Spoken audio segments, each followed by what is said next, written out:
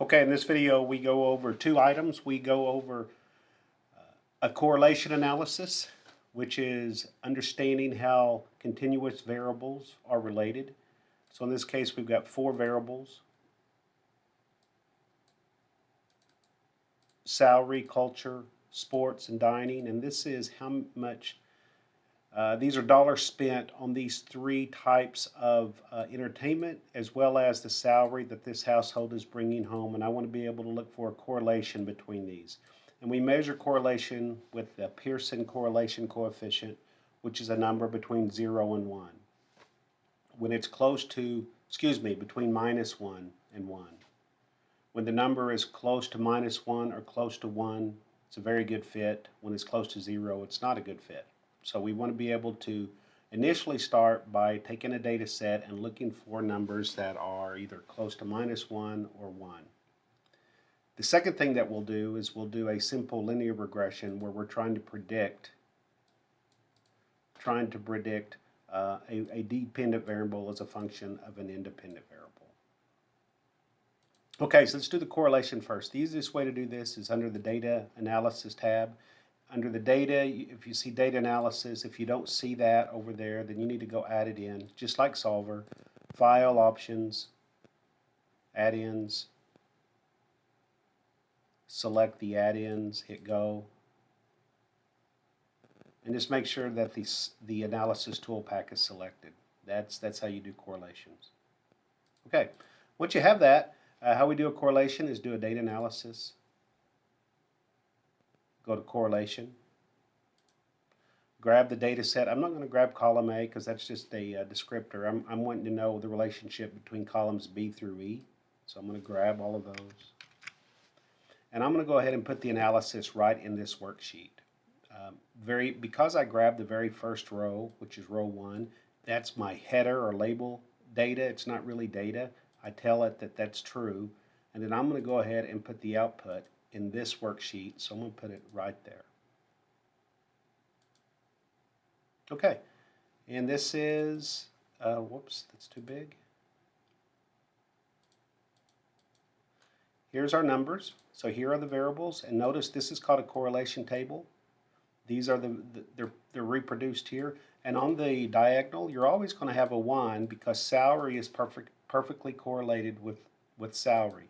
When the salary is 54,000, what is the salary? It's 54,000. So these are always going to be 1. The trick of these three here, these, and what we want to look for are the highest numbers and the lowest numbers. And one way to do this is that if you would grab this data like this and do a conditional formatting, and I'm going to add a new rule, and I'm going to do a 3 scale or a 2 scale. I'll do a 2 scale value. Actually, I'll do a 3 scale. I'll do a 3 scale. And so I'm going to focus on a number, and when the number is -1, I want it to be dark red. And when the number is 0, I want it to be white. And when the number is 1, +1, I want it to be dark red. Because those are the bounds. And you see we're going to create this heat map that when it's close to 1, we'll get these reds. So you can see these are the reddest ones. But, and I don't even really worry about those. I'm just going to put those out. These are the ones I want to focus on. And what we're looking for are the reddest ones, are the ones that are the strongest relationships. And so you can see immediately the strongest relationship is that. And it shows that when you purchase, when dining goes up, salary goes up. Or maybe the other way around, when salary goes up, dining goes up. Essentially what we're saying is that they're positively related. This number's positive, so as one goes up the other, and it's the strongest relationship of the bunch. It seems like that when the more money you make, the more money you're going to spend on your food and eating out. When you're in college, you go to McDonald's. When you are at your prime economic power, you probably won't eat as McDonald's as much. We also have a number like this. This number is negative. It's a high number. It's one of the higher numbers there. It's negative, but since it's negative, it seems when you when households spend money on sports, they are not spending on culture. So the people that go to football games probably aren't going to the symphony. We have some small numbers. This is a very small number. I mean, it's negative, but essentially what it's saying is that there is not a relationship on how much money you spend on sports versus salary. Regardless of what your salary, it looks like it doesn't impact sports. There's not a relationship. So that's correlation. Now we could expand this correlation and we could actually build a regression model where I want to know, if I know the salary, what is my dollar spent on culture or sports? So I'm going to go ahead and do that. I'm going to build a scatter plot where I'm going to put my salary as my x-axis. That's what I can control. And then see what the result is on culture. Okay, so this is going to specifically be my x. This is what I think is the controller of my culture.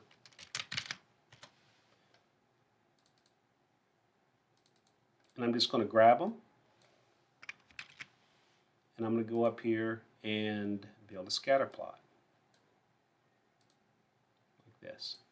And there you go. And when you build a scatter plot in Excel, Excel always likes to show the 0, 0 coordinate. We don't really need it in this case because we don't have any salaries less than about 30,000. So I'm going to right click and format this axis and not show anything smaller than 30,000. And that'll probably help a little bit on not having such a condense. And there you go. So if you let your eyes kind of blur, you can see that there is a relationship that as this gets bigger, this tends to get bigger.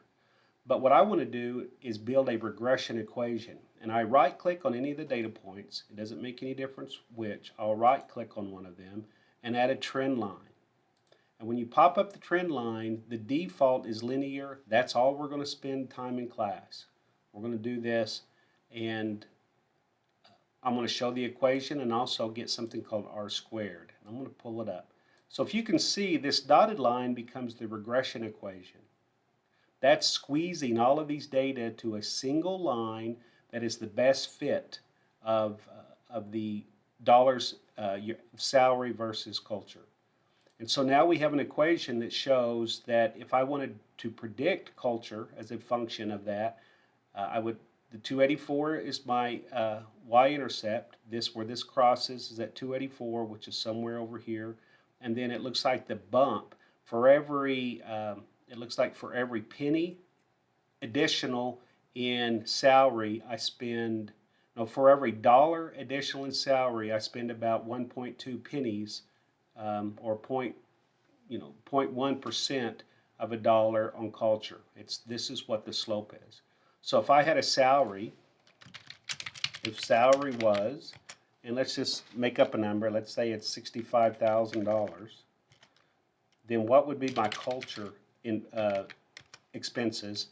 Well, it would be 0.0121, I'm getting it from this right here, multiplied by my salary, plus 284.41.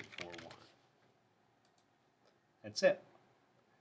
And that number then is the y value given an x value. So this is how we can use this regression to do prediction. We can do prediction. You can also get the slope and the intercept just by using slope and intercept formulas. So I can get the slope by grabbing my y's, which are my culture, and I'm not going to grab the label this time, and then go grab my x's for my salary.